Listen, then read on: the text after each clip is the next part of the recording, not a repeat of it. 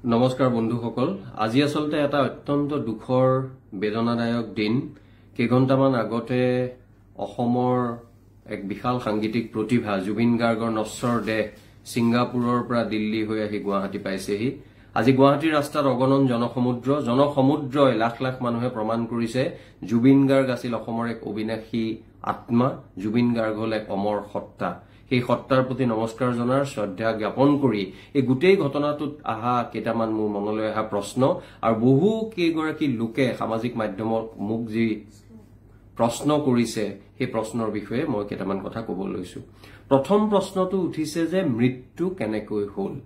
মৃত্যু হোৱাৰ কথাটোলৈ সন্দেহ এইভাবে আহিছে প্ৰথমতে আহিল স্কুবা ডাইভিংৰ কথা তাৰ পিছত আহিল প্যাৰাগ্লাইডিংৰ কথা আৰু তাৰ পিছত অসমৰ সন্মানীয় মুখ্যমন্ত্ৰীকে আদি কৰি অন্যান্য সকলেও ক'লে যে আসলতে নাওলৈ গৈছে ইয়টৰ পৰা গৈ কেইজনমান আসাম এছ'চিয়েশ্যন সিংগাপুৰৰ মানুহৰ লগত আৰু জুবিনৰ লগত যোৱা ৩-৪ জন সহযোগীৰ লগত গৈ তেওঁলোকে সাঁতুৰিব বিচাৰোতে মৃত্যু হয় আৰু অৱশ্যে ইভিনিংতে মৰণোত্তৰ পৰীক্ষাৰো হয়তো প্ৰতিবেদন ইতিমধ্যে আহি পাইছে মই সেইখিনি দেখা পোৱা নাই কিন্তু মই প্ৰশ্ন এই কাৰণে উদয় হৈছে যে দ্য ষ্ট্ৰেইট টাইমছ 1845 চনতে স্থাপিত হোৱা সিংগাপুৰৰ এখন আটাইতকৈ প্ৰতিষ্ঠিত আৰু মান্যতা সম্পন্ন কাকত তেওঁলোকে কিন্তু জুবিন গাৰ্গৰ মৃত্যু স্কুবা ডাইভিংৰ হোৱা বুলি কৈছে গতিকে এইটো প্ৰথম প্ৰশ্ন এই কথাটো নিৰসন হ'ব লাগে কালি যেহেতু মই এটা পানী নখৰকা উচ্চস্তৰীয় তদন্ত হোৱাৰ কথা কৈছো আৰু যিটো তদন্ত হ'ব সেই তদন্ত হোৱাৰ সময়ত ইয়াৰ নিমন্ত্ৰণৰ পৰা আৰম্ভ কৰি সকলোবোৰ দিশ সামৰি ল'ব লাগে কাৰণ এইভাবে কৈছো সামাজিক মাধ্যমত আৰু এটা বিভ্ৰান্তি হৈ আছে বহু কেইজন গুৰুত্বপূৰ্ণ মানুহে কৈছে জুবিন গাৰ্গৰ সিংগাপুৰলৈ যাবলৈ বোলে মন নাছিল কিন্তু আয়োজকৰ এটা নেৰানেপেৰা অনুৰোধৰ বাবে তেওঁ যাবলৈ বাধ্য হ'ল সামাজিক মাধ্যমত দেখিছো আৰু আয়োজকৰ এজনে আজি কৈছে মূল আয়োজকে আজি কৈছে যে তেওঁলোক আসলতে নৰ্থ ইষ্ট ফেষ্টিভেলৰ বাবে জুবিন গাৰ্গ যোৱা নাছিল তেওঁ আসলতে ৰিলেক্স শব্দটো ব্যৱহাৰ কৰিছে অৱসৰ বিনোদনৰ বাবে গৈছিল আৰু নৰ্থ ইষ্ট ফেষ্টিভেলৰ আয়োজকসকলে তেওঁক এটা হোটেলৰ কোঠা তেওঁলোকে বুক কৰি দিছিল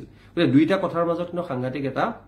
বৈপৰীত্য বা দ্বন্দ্ব আছে গতিকে যেতিয়া তদন্ত হ'ব সেই তদন্তটোত সকলোবোৰ কথা সামৰি লোৱা উচিত আৰু অসমৰ মানুহৰো বহুতে কালি যেতিয়া মই তদন্তৰ কথাটো কলো বহুতে সন্দেহ প্ৰকাশ কৰিছে যে যেহেতু শক্তিশালী প্ৰভাৱশালী লোক গোটেই কথাটোৰ লগত জড়িত হৈ আছে তেওঁলোকে কেনেবাকৈ দোষীক ৰক্ষণাবেক্ষণ দিব বা তদন্তটোক সঠিক দিশত যাবলৈ নিদিব নেকি কিন্তু মই ভাবো এই ক্ষেত্ৰত ডক্টৰ হিমন্ত বিশ্ব শৰ্মাৰ দৰে এগৰাকী নেতাই কেতিয়াও তেনে হ'ব নিদিব বুলিয়ে মই ভাবো কিন্তু তথাপিও যদি গণতন্ত্ৰত ৰাইজেই ৰজা ৰাইজে যদি ভাবে যে যিটো তদন্ত সেই তদন্তটো ভবামতে আগবঢ়া নাই বা কোনোবাই কাৰোবাক ৰক্ষণাবেক্ষণ দিবলৈ চেষ্টা কৰিছে তেতিয়াহ'লে ৰাইজলৈ মই অনুৰোধ জনাও যে আবেগিক নহয় যুক্তিসংগতভাৱে গণতান্ত্ৰিকভাৱে অহিংস নন ভায়োলেন্ট উপায়েৰে তেওঁলোকে চৰকাৰৰ ওচৰত চাপ বা প্ৰেছাৰ বৃদ্ধি কৰা উচিত যাতে কোনো দোষী তেওঁ যি হাৰতেই দোষী নহওক কিয় তেওঁ যাতে হাৰি নাযায় তৃতীয় গুৰুত্বপূৰ্ণ কথাটো হ'ল গৰিমা শইকীয়া গাৰ্গে জুবিন গাৰ্গৰ ফেচবুকৰ পেজ নে প্ৰফাইল ব্যৱহাৰকাৰী কৰি যিখিনি কথা কৈছে সেইখিনি আসলে এই সময়ত টিপ্পনী দিব লাগে বুলি মই নাভাবো কাৰণ তেওঁ এনে এটা চাপৰ মাজত আছে এনে এটা পৰ্বত সমান দুখৰ মাজত আছে তেনে সময়ত আসলে তেখেতৰ ভাষ্যৰ ওপৰত কথা ক'ব নালাগে তথাপিও বহু মানুহে ইতিমধ্যে কৈছে বহু দুখৰতাৰ সৃষ্টি হৈছে কাৰণে কওঁ যিগৰাকী সিদ্ধাৰ্থ শৰ্মা বুলি তেওঁ মেনেজাৰ আছিল তেওঁ অসমীয়া অসমীয়া আইলেও বিতৰ্ক হৈছে সেই বিতৰ্ক মই অপ্ৰয়োজনীয় বুলি ভাবো তেওঁ মেনেজাৰ হিচাপে আৰু গৰিমা শইকীয়া গাৰ্গে যিটো কথা কৈছে যে জুবিন গাৰ্গৰ আগৰ অসুখ হোৱা সময়ত তেওঁ খুব ভালকে পৰিচৰ্যা কৰিছে তেতিয়াহ'লে এটা ডাঙৰ প্ৰশ্ন আহে যে যিগৰাকী মানুহে জুবিন গাৰ্গৰ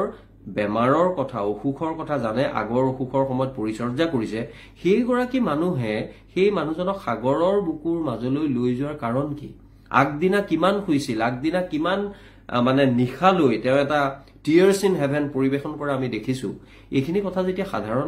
সাধাৰণ এজন তেওঁক ভাল পোৱা মানুহৰ মনলৈ প্ৰশ্ন আহিছে গতিকে যিগৰাকী মানুহ গৰিমা শইকীয়া গাৰ্গে কৈছে তেওঁৰ লগত ছাৰ দৰে লাগি আছে যোৱা কেইবাটাও বছৰ সহায় কৰিছে সেইগৰাকী মানুহে এইখিনি কথা জানিব লাগিছিল নে নাই এই বিষয়ত আসলতে আমাৰ সামাজিক মাধ্যমত যিবোৰ প্ৰশ্ন উঠিছে মই যুক্তিসংগত প্ৰশ্ন বুলি ভাবো গতিকে সিদ্ধাৰ্থ শৰ্মাক নিশ্চিতভাৱে তদন্তৰ আওতালৈ আনি আমি প্ৰকৃত সত্যটো জানিবলৈ চেষ্টা কৰা উচিত ইয়াৰ লগতে আন এটা কথা আহিব, সেই কথাটো হ'ল মই শেষত ক'ব বিচাৰো যে এনেকুৱা হয়তো আৰু দুখৰ যাতে বাতৰি অসমীয়া মানুহে আৰু পাব লগা নহয়। আমাৰ জীৱনত আমি ভূপেন হাজৰিকাৰ ক্ষেত্ৰত দেখিলো,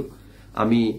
জুবিন গাৰ্গৰ ক্ষেত্ৰত এতিয়ালৈকে দেখিলো। মই শেষত এটা কথাই ক'ব বিচাৰো, আত্মসমালোচনাও লাগিব অসমীয়া জাতিক, আশাৰ বতৰাও আমি বিচাৰিব পাৰিব লাগিব। জাতিটোৰ ইমান সংকট, ইমান প্ৰত্যাহ্বান, আৰু মই আজি জুবিন গাৰ্গৰ মৃত্যুৱে, কৰুণ মৃত্যু, জাতিটোক কন্দুৱাই গৈছে, নিথৰুৱা কৰিছে, কিন্তু জাতিটোক একত্ৰিতও কৰিছে। আজি কংগ্ৰেছেই হওক, বিজেপিয়েই হওক, ছাত্ৰ সন্থাই হওক, কৃষক মুক্তিয়ে হওক, জাতীয়তাবাদী যুৱ ছাত্ৰ পৰিষদেই হওক, বা কাৰো লগত প্ৰত্যক্ষভাৱে জড়িত নোহোৱা প্ৰতিটো ধৰ্ম, প্ৰতিটো বৰ্ণ, প্ৰতিটো বয়সৰ মানুহ আজি কান্দোনত ভাঙি পৰিছে, আগবাঢ়ি আহিছে। তেওঁলোকে এই ধৰণেৰে আমাৰ একতাৰ এনাজৰীডাল ৰাখিব লাগিব। নহলে আমি গোলাঘাটত দুদিনমান আগতে যিটো দৃশ্য দেখিলো, এগৰাকী মানুহে ইংৰাজীতে উচ্চ বাচ্য কৰি জুবিন গাৰ্গক চিনি নাপাওঁ বা কমকৈ চিনি পাওঁ বুলি কৈছে, তেনেধৰণৰ কথা কিন্তু অসমৰ গোটেইবোৰ ঠাইতে কিন্তু বৰ সুলভ হৈ পৰিব। অসমীয়া জাতিক মেৰুদণ্ড পোন কৰি, শিৰ ওখ কৰি যদি আমি সকলোৱে মিলি আমাৰ থকা মতান্তৰ পাহৰি আমি যদি ৰাখিব পাৰো, মই ভাবো সেইটো হ'ব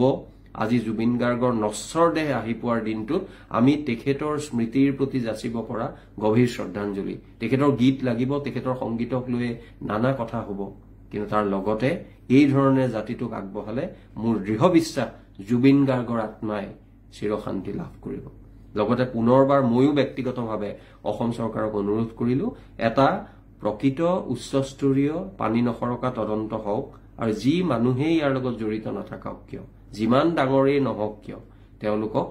দোষীৰ যদি কাঠগড়ালৈ আহিব লগাৰ বাবে তেনে কাম তেওঁলোকে কৰিছে, তেওঁলোকক আনিব লাগে আৰু অসমৰ ৰাইজক আশ্বস্ত কৰিব লাগে। ধন্যবাদ।